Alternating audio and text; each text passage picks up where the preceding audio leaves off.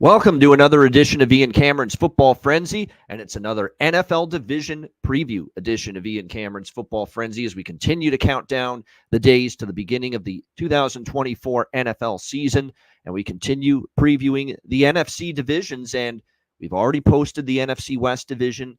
We've already posted the NFC East and the NFC North division. Both of those, Philip Nelson joined me for those two preview videos. This one is the final NFC division preview, and we knew we had to talk about it eventually.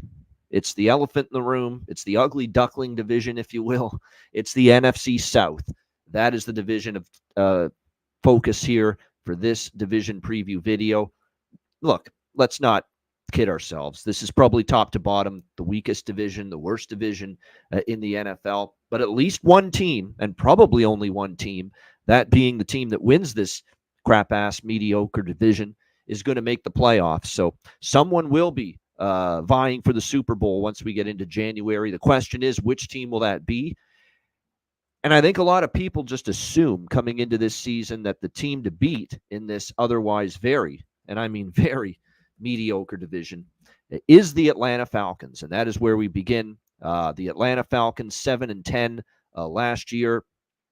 A team that had every opportunity to win the division last year, but losing close games, bad quarterback play from Desmond Ridder, who, of course, is no longer there.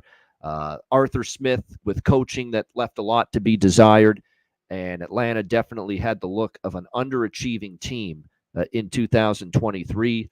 And, of course, bad quarterback play from Desmond Ridder was part of the problem with the Falcons last year.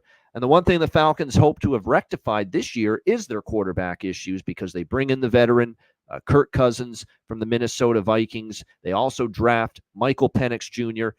From Washington, who had an elite 2 years in college football with the Washington Huskies, and a tremendous arm that he has, very strong as far as accuracy is concerned.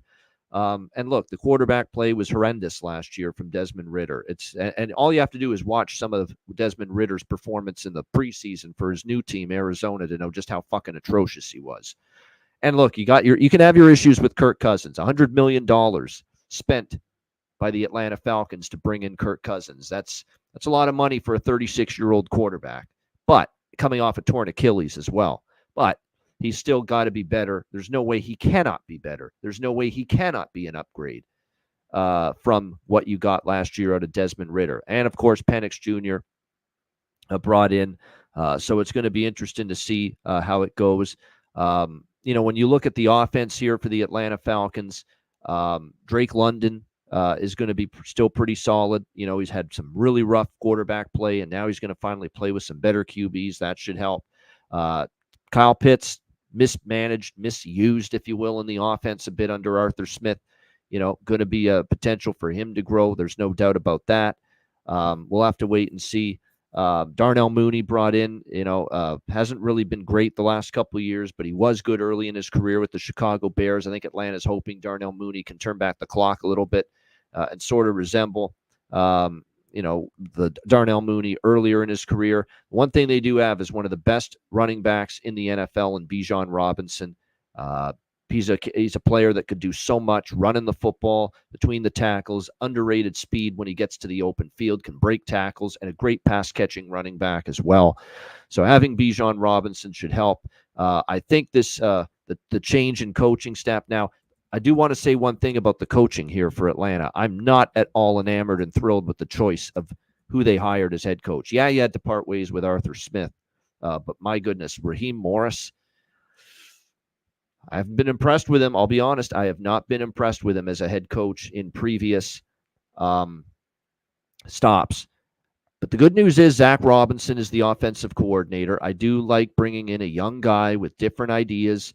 It's a guy that played the position of quarterback himself, and it's a guy that's learned under Sean McVay with the LA Rams. Pretty good coach to learn under as far as being an offensive coach. He comes from the Sean McVay tree.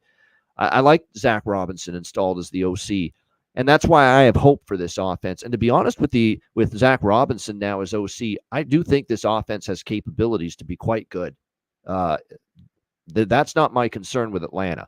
I think with what they have at their disposal here, they're going to be able to move the football and score points. They've got good enough receivers led by London. They've got a great back in Bijan, upgraded quarterback. Zach Robinson learned under a good one in Sean McVay. I think their offense could be really good. Not only on paper does it look like the best offense in the division, believe it or not, it could be top 5, top 6 offense in the NFC. It's very capable that they can be. My concern for Atlanta is defense coming into this season. When you look at them on the defensive side of the football, that's where a lot of the problems were outside of the quarterback play last year for the Atlanta Falcons. They needed, obviously, to strengthen the pass rush. And when you look at what they got, Latu is the guy they hope can be that pass rusher. Or actually, they didn't draft him; they passed on him. But when you look at what they have here for the Atlanta Falcons, as far as pass rushing is concerned, it's going to have to start with that pass rush this season improving. What will they get, from that group? You look at what they have. You have an aging Grady Jarrett, Zach Harrison. They're going to have to hope he brings them something as far as a pass rush goes. Their defensive tackle situation, not bad. But there are questions as far as that defensive line is concerned for me. And you're right. The risk they ran with Michael Penix Jr., what I was trying to get at is they could have, brought in, a guy like Latu or added to their pass rush, and they couldn't. And I know Penix Jr.'s got potential, and Kirk Cousins is not going to be a long-term quarterback here. But, with where they were drafting, they could have added to this defense instead, and they chose not to. So it's going to be interesting to see, if Atlanta pays the price for that. Let's be honest. So when you look at the pass rush here, it's going to be interesting to see how they fare here because there are big question marks with the pass rush, with the ability to get after the quarterback. You look at the linebacking core coming into this season. There are still some question marks in that regard as well. Caden Ellis, it's going to be interesting to see, what he can bring in that regard this season for the Atlanta Falcons. The rest of the linebacking core, a lot of question marks. Secondary, A.J. Terrell, absolutely phenomenal, no doubt. They do draft Clark Phillips, but from last year in the draft in the 4th round. But he didn't have a great rookie season at safety. Jesse Bates was very good last year, but there's some question marks as far as who else is going to pair with him in that safety position, and depth in the secondary is still a concern. So questions about the pass rush, and they passed on getting someone to really beef up the pass rush in the defensive line by going with Penix when they did in the draft. There are big-time concerns about that for the Atlanta Falcons here coming into the season. You look at the schedule, they have a tough beginning to the season when they have to play the Eagles and Chiefs in 2 of the first 3 weeks. They do have some easier games, though, as well. There are people that like this team, but, I think the offense is going to be great. I think they're going to be an over team this year, quite honestly, as far as their game totals. They have the chance to be, at least. I think their offense is ahead of their defense. I think there's more question marks on the defensive side of the football.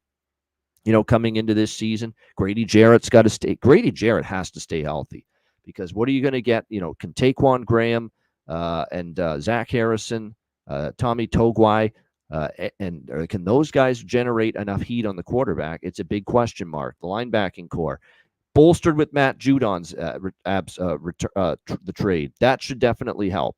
And that was huge for the Atlanta Falcons as far as bringing in Matthew Judon. It's a guy that, with the New England Patriots, we respect his ability to get after the quarterback. Should help, but they're going to need a little bit more than him. Hopefully Grady Jarrett can stay healthy. Secondary, solid with A.J. Terrell, but the other cornerback spot, a little more questionable. Same thing with the safety spot. You like Jesse Bates. Who else is going to step up there? I still think the offense is a little ahead of the defense, although I will say the Judon trade that they just pulled off with New England does help this defense, especially up front and getting after the quarterback. I did not bet the Atlanta win total. I did not bet Atlanta to win this division, even though on paper, even I'll admit, I think on paper they're the team to beat. If there has to be a team to beat in this division, in a very weak division, it's probably the Atlanta Falcons. No question. But questions on defense. Kirk Cousins, if he gets hurt, is Michael Penix Jr. ready to lead them already in his rookie season at quarterback? Or do they turn to the veteran Taylor Heineke, who, he's a serviceable, solid journeyman quarterback, but, win games long term with him is a big question. And I'm not laying minus 130 on them to win the division in a division where I still have enough.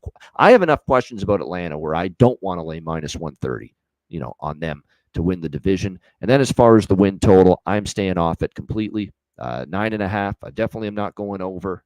They could be still a 9 or 10 win team just because of the weakness of the division, and their schedule is not bad. But I would honestly lean under a little bit with Atlanta. Again, though, did not get involved as far as a win total wager with the Falcons. All right, next up, we've got the Carolina Panthers. Dave Canales, new head coach. I like the hire.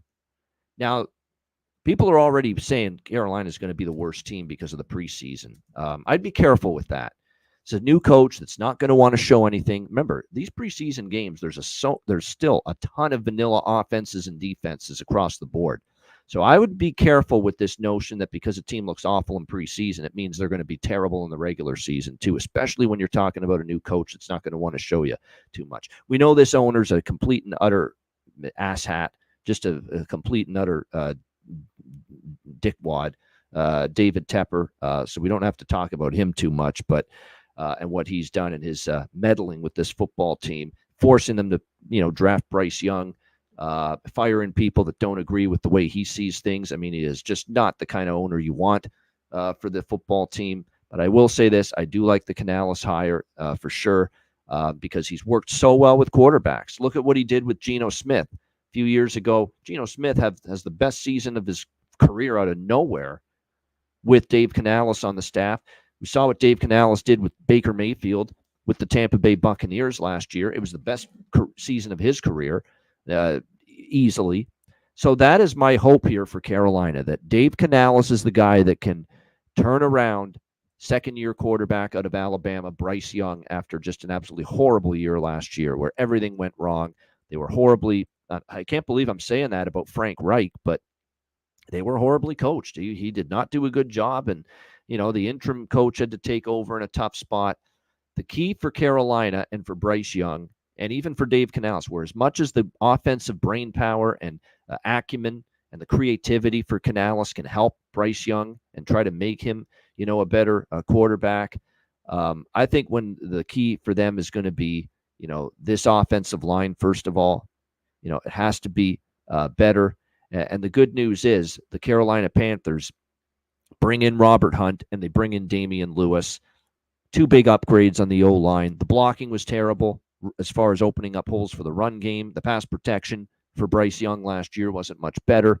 But the fact they bring in those two guys, Robert Hunt, Damian Lewis, should help as far as the pass rush, as far as opening up holes for the run game and the run blocking. And look, the two tackles, Taylor Moton is an excellent right tackle. Ikem Ekwonu, the left tackle, second season, last year, kind of inconsistent. But it looks like the center position with Austin Corbett, but he's been battling injuries. That's the area that you'd be concerned about. But I think it's a better O-line. I think they did a nice job shoring up the guard spot. The tackles, you could do worse than what they've got with Taylor. Taylor Moton's a good one. You got to hope Ekwonu takes a step forward. When you look also at the rest of the the offense here, Adam Thielen was really the one guy that Bryce Young was going to and could count on last year. They bring in Deontay Johnson from the Pittsburgh Steelers. Now, he's had some drops at times, but he's still a veteran receiver and can play well, capable of playing well, and he's still very talented. He comes to the Panthers from the Pittsburgh Steelers. Xavier Legette with the final pick in the first round of the draft this past season. Very, very good speed, good hands. Could be a nice little diamond in the rough for this receiving core. They also needed to bolster the running back room just a little bit. We'll see if they're capable of doing that. Jonathan Brooks, is coming off a torn ACL, but will help in the meantime. Chuba Hubbard is going to be still what they rely on primarily, and he can do the job for now. But again, we're talking about a situation where still the running back room does have a little bit more depth in it. On defense, Brian Burns is going to be a loss. There's no question. Brian Burns was one of the top edge rushers, pass rushers in the NFL last year. And not many other teams consistently not many other players consistently got after the quarterback last year on this team besides Brian Burns. And of course, he's now with the Giants, which is a great get for the Giants. Philip and I talked about that on the NFC East preview show, that the Giants getting Brian Burns was an excellent move. But now what do the Panthers do without him? You're going to need DJ Wanham. You're going to need Jadeveon Clowney, who's, aging and has been inconsistent throughout most of his career. Those are the guys that are going to have to get that pass rush going for them this year. Frankie Louvu departs in the linebacking core. That's a huge loss for them as well. Josie Jewell, though, they bring in from Denver, very capable. Shaq Thompson's very good, so they're still pretty solid at linebacker. In the secondary, Deontay Johnson, when they traded for him with Pittsburgh, they did lose Dante Jackson the other way. Dante Jackson will be a loss. J.C. Horn, though, they still have him. He's really come on strong. He finally has been able to stay healthy and show what a very solid corner he can be. He's been solid, very good. It's going to be interesting. Who can they find to replace? Who can step up to replace Dante Jackson is going to be a big question here. Jordan Fuller from the LA Rams brought in. Xavier Woods in the safety spot. So I don't mind what Carolina's got there. No question. Derek Brown, very good on the defensive line for Carolina.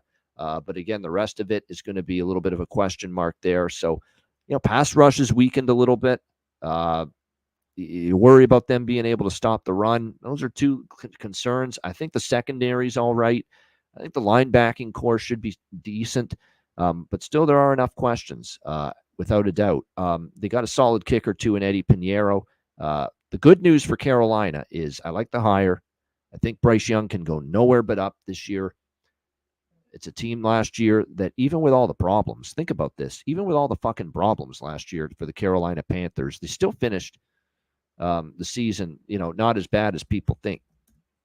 So I think when you look at the situation here for the Carolina Panthers this year, you really truly do have nowhere to go but up. Going into this season, the question is, can you make it happen here in 2024? Because when you look at Carolina, 2-15, terrible season last year, but everything went wrong, and you were still competitive in a lot of those losses, believe it or not. It's not like they were blown out every single week. They let a lot of those games slip away from them. I don't think they're the worst team in the NFL this year. Now, their win total is currently 5.5. And so if they're going to go over that win total, get to 6 wins, they have to triple the amount of wins they had last year. But I still think they can do it because I've just got so many questions about the next two teams we're going to talk about. I think there's still some holes, especially on defense with Atlanta, the team we just talked about. And I think Dave Canales can work with Bryce Young and bring the best out of him, just like he did Baker Mayfield last year and just like he did Geno Smith in Seattle. The schedule's not that bad for Carolina. It's a easy schedule as a last-place team. They have a few tough opponents, but again, they play a lot of last-place teams in many divisions, including their own division. I think if things go well and they stay healthy, health was a big problem for Carolina last year. They were a banged-up, beleaguered, injury-riddled mess. I think they could still triple that win total and get to 6 in this kind of a weak-ass division. So I do like Carolina over 5.5, and I'll go one step further. If you want to know which long shot I'm taking a chance with to win this division, team other than Atlanta, to win the NFC South, I'm going with this Carolina team. I know it's a bit of we're putting it out there, for a team that was horrible last year, but you're getting a good price in the range of plus 1,100, 12 to 1 for Carolina to win the NFC South. I really, truly think they could be more competitive in this division than their current price indicates. They've got them way behind Tampa, way behind New Orleans, way behind Atlanta. I don't know if they're going to be that bad this year, and I like Dave Canales and the hire they made and the way he can work with quarterbacks. So I'm going to give the Carolina Panthers an absolute chance here to kind of shock the world. And look, we've seen teams go from worst to first before, and if there's ever a division where we're going to see a team go from worst to first, it could be this NFC South division here in 2024. All right, next team up, it's the New Orleans Saints, and this is a team that I've got some major concerns about coming into the season. Let's start with the coach, Dennis Allen. Not a fan. How can you be? 24-46 is his record as a head coach in the NFL. That's not going to cut it. Derek Carr, not a fan the last couple of years. Large contract signed last offseason. They thought he was going to be the man. They didn't get into the playoffs. His numbers weren't bad. 25 touchdowns, 8 interceptions. But when you look at it, every single time they needed a drive in a close game, he couldn't get the job done. That's when he screwed up. That's when he turned the ball over. And it was all kinds of problems with that. The New Orleans offense was terrible in the red zone. They could never finish drives with touchdowns. It started in the first game of the year last year against Tennessee, and it continued all the way through the season. They've got all kinds of issues right now on the offensive line coming into this season. They spent a first-round pick on Trevor Penning on that O-line. He hasn't panned out. Ryan Ramczyk, he's got a major injury issues that may keep him out for this entire season. His career might even be shot at this time. The good news, the Saints did spend, a first-round pick on Taliesin Fuaga, to shore up a little bit that offensive line tonight. But boy, oh boy, he's still a rookie, and you got to see if he can be good right away. They didn't do a really good enough job to, try to give Penning a chance to be replaced. I mean, there's just all kinds of holes on the O-line. Guards an issue. Those two guards they had last year or this year are not really that great. There's, a lot. Pro Football Focus has the projected starting left and right guard for the New Orleans as way below average NFL players based on their player grade. That's definitely not what you want to see. The receiving core, we love Chris Olave out of Ohio State. No doubt Rashid Shaheed stepped up at times. But who else is going to be that consistent? Who's going to be that third option? Is it going to be Cedric Wilson? Is it going to be Equinemius St. Brown? Is it going to be A.T. Perry? Who's it going to be? Receiving quality at receiver depth is lacking on this team. Alvin Kamara. We love Alvin Kamara when he's on the field and he's healthy, but he always seems to get injured, and he's missed time, and he's going to be 30 years old pretty soon. Kendre Miller, is he going to be able to step up if, Alvin Kamara again doesn't get through a season fully healthy? So there's just all kinds of issues with the running back and Kamara's health. Can he stay healthy? Lack of depth at receiver, O-line problems, and a Carr needs a good O-line to perform well. So you can't really love what you're seeing on paper with New Orleans on the offensive side of the football coming into this season. So with all that, can the defense kind of be the stronger unit and try to carry this team to victory? Well, here's the problem, trusting the defense to be that way. They were one of the bottom teams in the NFL last year in pressure rate and getting pressure on quarterbacks. They bring in Chase Young, but that to me does nothing. That does not move the needle to me. Sorry. Who was impressed by Chase Young last year? Who has been impressed with Chase Young since he's been drafted second overall by Washington and the Commanders years ago? He's been overrated. He's had a ton of injuries. He's not got that burst to get to the quarterback like they thought and like they saw in college. To me, all kinds of issues, all kinds of concerns. And they're going to be counting on Chase Young to be one of those dominating defensive ends that can get after the quarterback. I'm not sure he can get that. Carl Granderson, he's going to have to step up as well.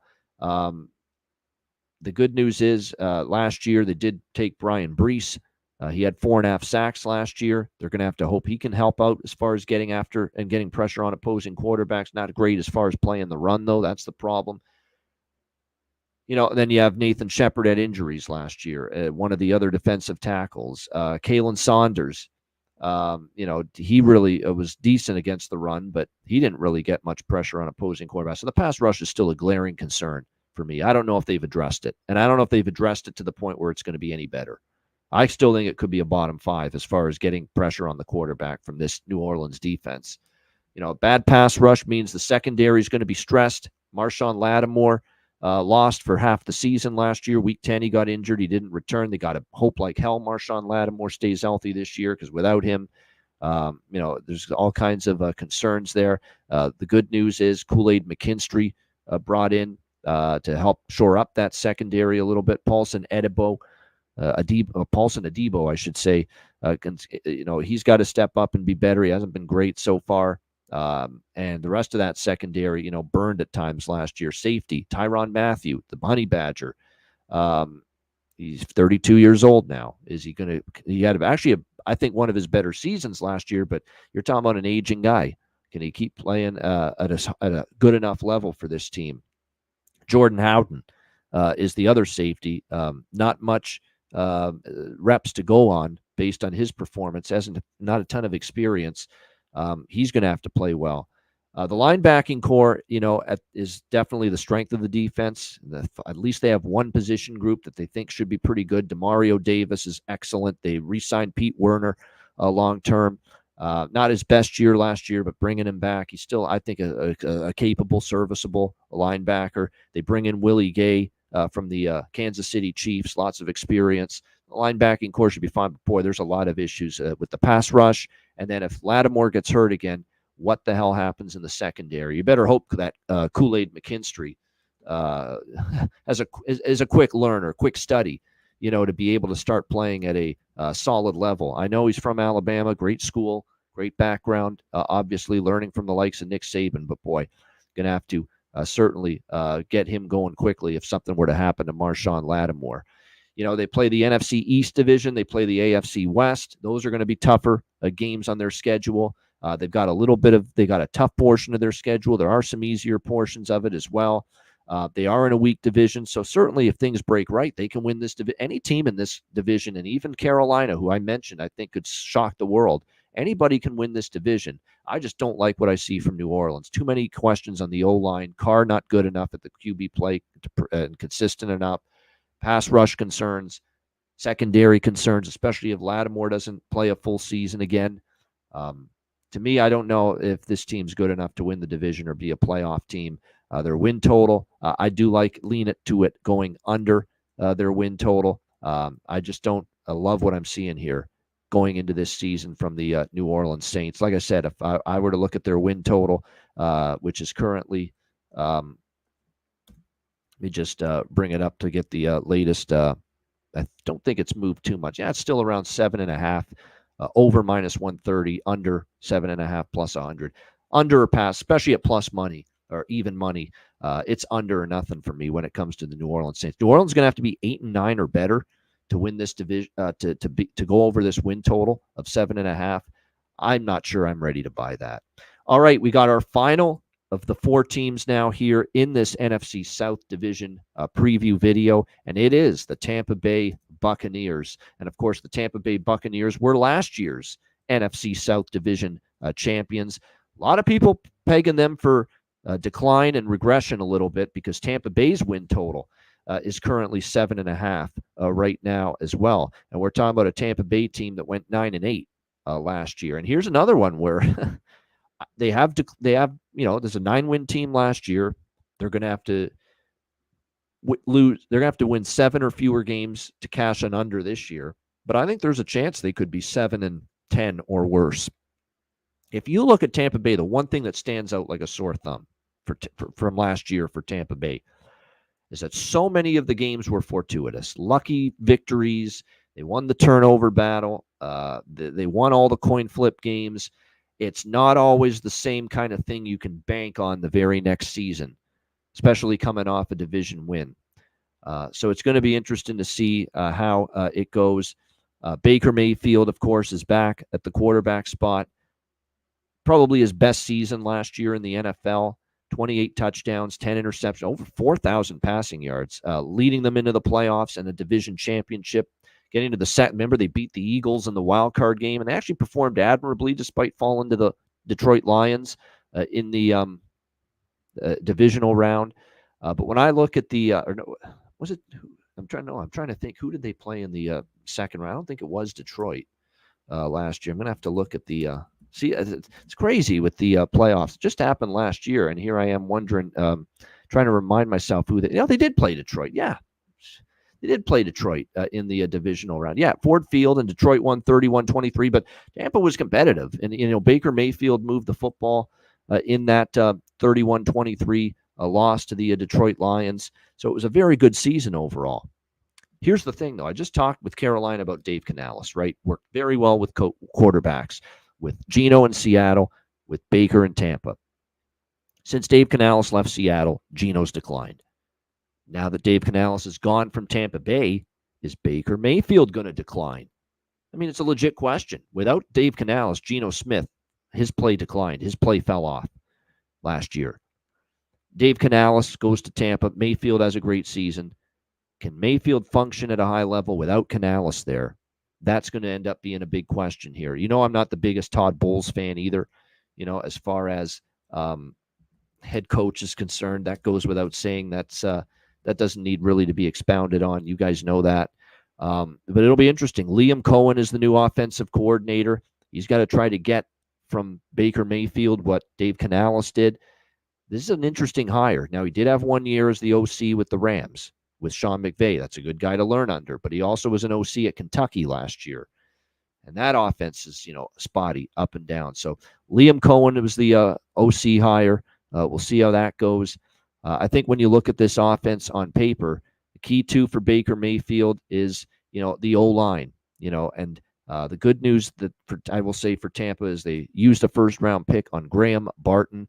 It was a very nice draft pick by them. It'll be an upgrade certainly for them. He's likely going to start, at the in the interior of that O-line. You got Ben Bredesen, Cody Mock. Both were not great last year, so they're going to have to really step up. The good news is Tristan Wirfs is healthy finally. He's had so many problems staying healthy, but Tristan Wirfs is healthy again. Luke Gedicke is also brought in last year. You look at him, he was much improved. So the tackle spot should be decent. Barton obviously will help. Rashad White certainly is going to be a benefactor at running back. Rashad White of the improvement with the blocking up front. So should be actually a better O-line, especially with Wirfs healthy, with drafting Graham Barton. You are concerned a little bit about the guards, no doubt, but the tackle position is fine. So they have a potential still to keep Baker Mayfield, relatively clean, and that's going to be key for any sort of success for Tampa Bay moving the football on offense. When you look at the defense, last year, it definitely took a big step back. And really, last year, they were kind of one of those teams that they actually had to rely a lot more on the offense than they wanted. The pass rush was a big problem last year for the Tampa Bay Buccaneers. They're going to have to improve. No player got double-digit in sacks last year. Diaby is someone that was pretty good. Joe Tryon, Shoyinka, is going to have to really step up as well as far as getting after the opposing quarterback. Chris Braswell, they drafted in the second round to kind of shore up that pass rush, but there's no one really proven as far as pressure on opposing quarterbacks. So that is definitely what you are concerned about a little bit.